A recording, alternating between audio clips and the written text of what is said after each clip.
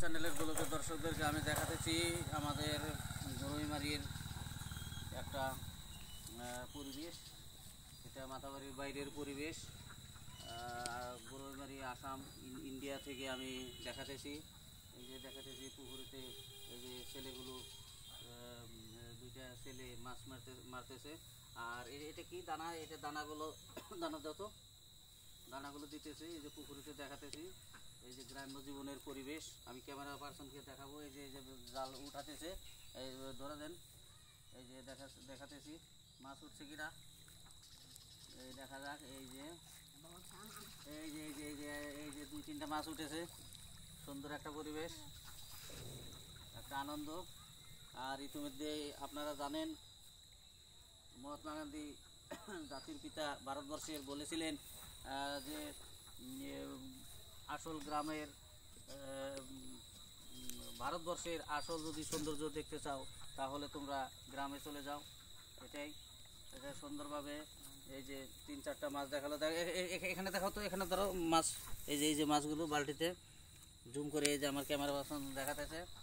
এই যে আবার জাল করলো। এখন বেলা ডুবু অবস্থা, ডুবুর পরিবেশ। ওই সমস্ত ওই যে আঁশগুলো দেখাও, আঁশগুলো সাঁতার কাটতেছে সুন্দরভাবে। একটা গ্রাম্য জীবনের পরিবেশ এখানে। এইদিকে ধরো, এইদিকে এই যে আমি বলতেছি ওই হাঁসগুলো দেখাও। ওই যে 1-2-3টা হাঁস এখানে। সুন্দর একটা পরিবেশ, গ্রাম্য জীবন। আর বিশুদ্ধ বিশুদ্ধ হাওয়া।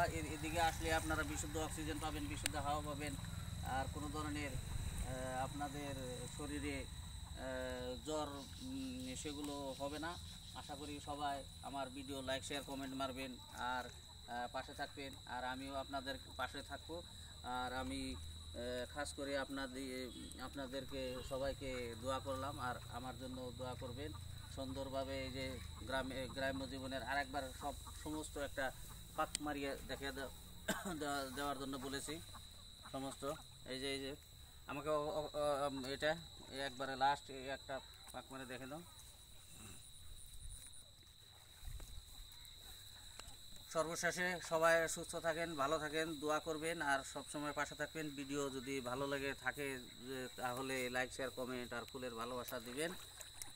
আর পারলে মানুষের উপকার সে করবেন, অপকার কিন্তু করেন না। এটা বলেই আমি আমার